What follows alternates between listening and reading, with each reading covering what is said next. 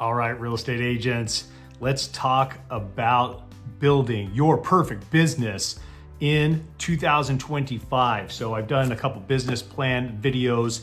This one, I want to talk a little bit more about getting more customers and building that awesome business that you are excited about, you're proud of, that's generating enough income and more to be excited to go to work every single day in 2025. So my name is Brent Conley. I am a real estate coach and trainer. I'm with eXp Realty. My organization's about 1,600 people. And I am helping agents and leaders grow their real estate business. And this is my free channel to you guys to give back to the real estate community because I've been so blessed with so much support as a agent and as a leader from this community. So this is my gift to you. If you're new to my channel, thank you very much. Hit the subscribe button. And if you're wanting to send this to somebody else, I would appreciate that. Help me spread the word and give away all of this free advice. And this is advice that I've developed over the course of my 23-year career. And if you want to count that, I was farming neighborhoods for my dad at 8 years old and stuffing envelopes and all of that stuff. And my grandparents were real estate agents too. I've been in real estate my entire life. So there's a little bit about me. So let's talk about ways to get more customers. I think it's always a good idea to figure out where your customers are coming from currently over this last 6 months, maybe a year, maybe 3 years. Go ahead and start writing down how many referrals came in from agents out of your market, agents in your market. So sometimes I'll have agents that are selling their own personal residence. They're emotionally tied up in this, or maybe they're flipping a property. They're like, you know what, I need an arm's length transaction here.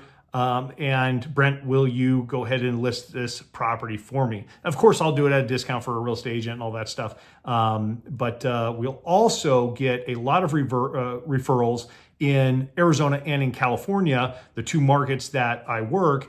And we'll do that because of our influence in the industry and how many people that we've helped over the years. And so we treat the agents as our clientele that are sending us referrals. So we just got done sending a whole bunch of them chocolates and so on and so forth to make sure that we say thank you for sending us their referrals. So, all right, next we're gonna talk about how many referrals from your clients you're getting and how big that database is. The MET and the people that know, like, and trust you.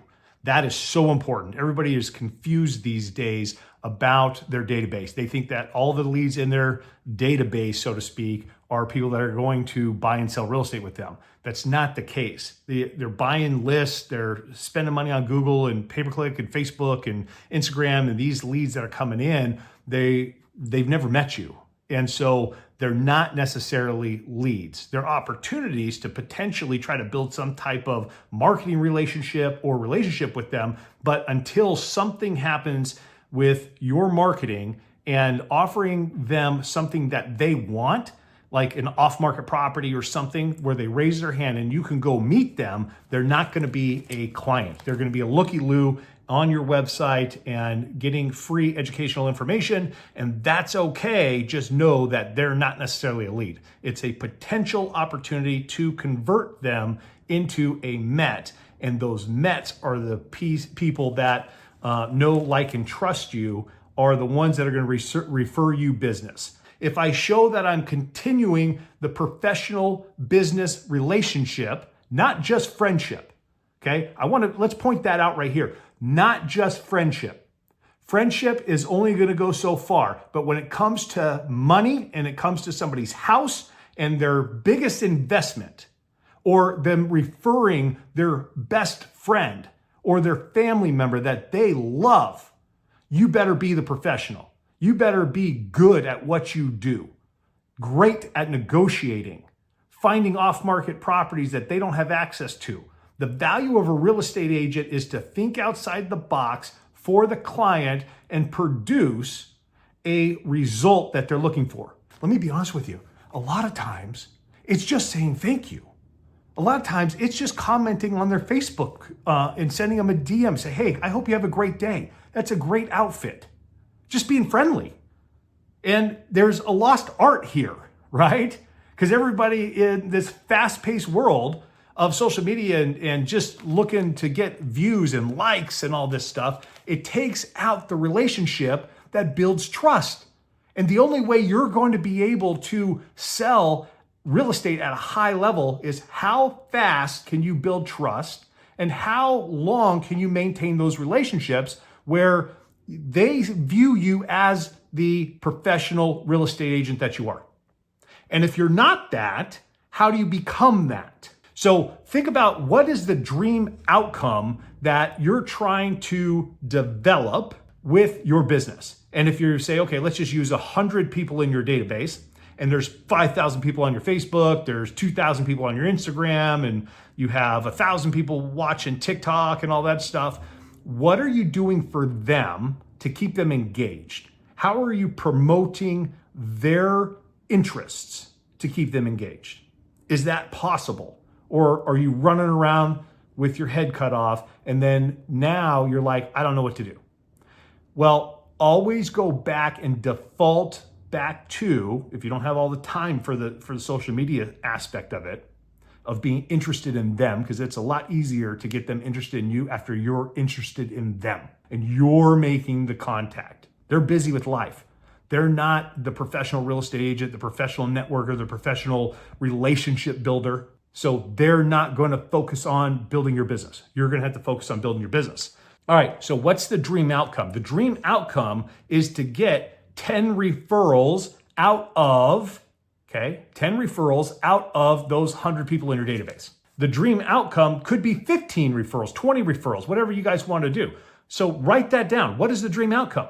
And how many people have I seen on a personal basis in the last 30, 60, 90 days where I'm dropping a gift off to them, I'm saying hello, I'm making a phone call rather than a text, right? You can get a lot done with text, but phone calls are where it's at to build the relationship.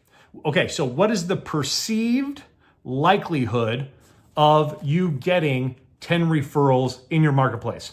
So this is where you're auditing your sphere of influence. Are they all homeowners? That's probably a good idea to know if your database are all homeowners. If they are, they're all curious about their home's value. And are they curious every single month? No. Are they curious 3 times a year? Most likely, right? So if we want more listings, we need to show them the value and then also be in a relationship to call them to start asking them when they plan on moving. Let's look at achieving those 10 referrals out of those people. So if you're going to build a list and you're going to build the list of contact, how many times am I going to contact? Okay, I'm going to send a text once a year. That's probably okay, just to say hello. I'm going to make 3 phone calls per year and ask for permission to update them on the real estate market, right? You're telling them what you want to update them. And they're like, yeah, I'd love to know the values and what sells in my neighborhood. Once, twice, 3 times a year. Okay, great. So when do you plan on moving? Oh, you know what? We're going to stay here for, the next 10 years or whenever the kids get out of high school, then we're thinking about selling because we got to pay for college somehow. Okay, well, I'll tell you what, why don't I stay in touch with you with your home value? And also, I know a financial planner that can set up the 529 plan to save for kids' college fund, right? May I introduce you to them? So right there, you're the connector. You're solving a problem that they verbally said that they don't know. They might have to sell a house. You're also saying that you don't have to sell the house because I'm going to help you plan for the kids' college fund with my financial planner. And guess what? That just built a tremendous amount of trust. Real estate agents have to continuously build trust. I know these are strong. I'm passionate about it. Strong words, and I'm passionate about this because I see a lot of these mistakes.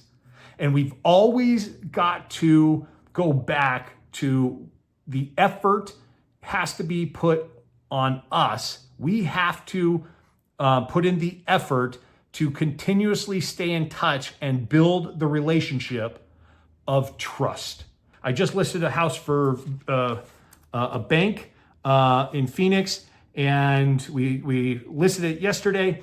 I text the asset manager and I said, look, he texted me and said, hey, I need this thing sold within the next 2 weeks. I'm like, holy crap, dude, it's land. It's in a area in Arizona that doesn't sell very fast. And I'm like, the pressure's on. And so I just had to be honest with them. This is a tall order, but I'll work on it now. And so I got on the phone, started making phone calls, and I'm putting massive effort into trying to sell this property during the holidays. Now, that's a tall order to try to get an offer in the next 5 days because 50% of the real estate agents aren't even in the business right now. They all got other jobs. The other 25% out of that have already quit for the rest of the year. The other 25% are busy trying to close their deals, but they're going to quit for the rest of the year really quickly, like 5 days from now. So I've got to figure out how to get an offer within the next 3 or 4 days in order to try to put this thing in escrow. Hopefully it's possible to close, but time's ticking. But so how do I win in this scenario? With unrealistic expectations from a client of mine, and how do I win? Well, there's a couple different ways. One, thank you for the trust and the confidence that I'm the right agent for the job of selling this piece of real estate. Thank you for communicating the importance of where you're at in your business, because it's an asset management company. And thank you for sending me the business. And so then, and thank you for being honest with me of like, dude, the pressure's on. Like, okay, game on. Let's take this challenge to the next level. And so the challenge was accepted and I'm working on it. So anyways, I want to tell you that trust is really, really important. What if you made an offer to your clientele, maybe to the top 10, 15 people that refer you business, that they could not resist of not sending you the business, right? They couldn't resist. They're like, I have to use Brent Conley because of this reason. Okay, let's list those reasons. One, being professional, being honest, being excited about getting a new listing or a new buyer, doing a great job, saying thank you, staying in communication, updating the clientele on real estate deals, showing proof of success. This is another thing that we just put a $1.5 million deal here in Scottsdale in escrow this last week. It was a referral from a great friend of mine in Las Vegas. And, I sold his sister a house about 1.5 years ago, did a great job there, said, hey, this is a high-end one, great client of mine, handle this. Okay, done. We got him $140,000 off the house in this market. That's a big win. $140,000 off in this market. And here's the kicker, okay? 320,000 or 300 plus thousand or whatever it was. I think it was like 320, 330 or something under the new builds. Okay. So when this information gets back to him and the client already said, hey, Brent, I already told Steve that you guys did a great job. Okay. Then I'm already winning on the trust level again, right? We performed. We did a great job. So I would expect I'm going to get more referrals, number one. But number two, the client's going to be super happy. Number three, the offer that was just made is Brent does a great job with my referrals, right? And so how is that agent, when he's got a whole bunch of people that he can refer business to, ever going to refer his business to anybody else in that marketplace? It's not going to happen because I've performed over and over again, and I would never make them look bad. No way. Your performance is building trust. Your performance would actually make them feel stupid if they referred the business to somebody else, right? So that's what I'm doing. I'm earning the business for the next 20 years. Okay. All right, so minimize the delay on everything. Okay, you get a referral comes in, you call them immediately. You get them in the car immediately. You go take the listing immediately. We lost so much business in this year, 2024, by delay. And it's a shame. And I'm talking like 10, maybe even $15 million worth of business. It freaking ticks me off. Because of that delay in communication, that delay in meeting with the client, right? In person with the client. That cost us a tremendous amount of business, a tremendous amount of money. Therefore, my ROI, return on investment, has plummeted because of the delay. And whether that was the client's delay, whether that was my agent's delay in setting the appointment. So what I want you to think about right now is setting the appointment within 24 hours in person. In-person meetings are so important. You can't put a value, well, I guess you could. You could put a value on how much money you're going to lose if you put that appointment off for 48 or 72 hours. If you're there on a Thursday or a Friday and you're like, oh, I'm going to take the weekend off and I'm going to meet with that client 10 a.m. Monday morning. Guess what? Saturday morning, he or she will meet with another real estate agent and they're going to list their house with that other real estate agent. They're not going to wait.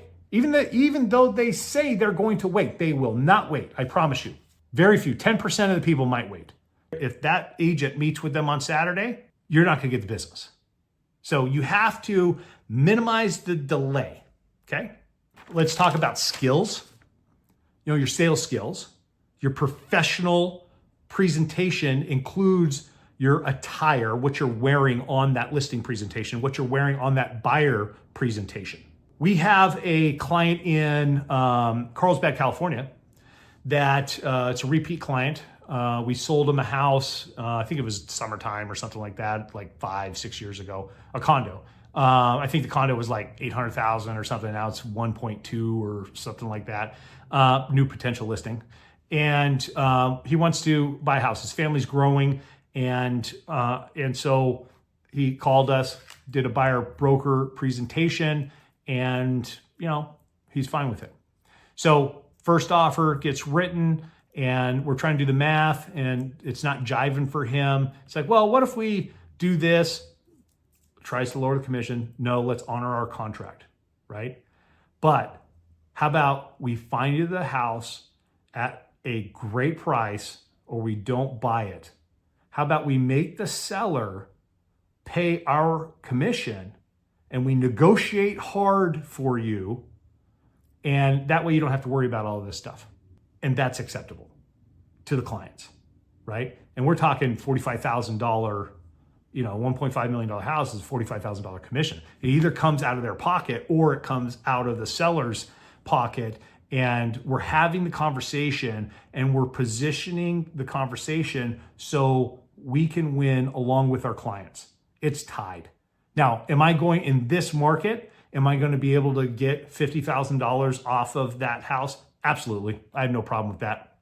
If there was a limited inventory market, would that be more of a challenge later? Yes, then we'd have to stack more value. The point I'm making is you've got to keep stacking value and articulating, be very articulate to delivering that to your client. All right, the next thing I want to talk about, what are you doing to market your successes? There are very few companies, and some of the teams will do this, but very few companies are marketing the success that the agents are having. One, because they don't know or they're too big or whatever. And so the teams normally do that. But your clients, if they don't see you winning, how does that build credibility? So think about this. There's a lot of people, well, that person's bragging about how many houses they sold, or every week they're posting another property that they sold, or they negotiated something. But if you don't do that, who's doing it for you?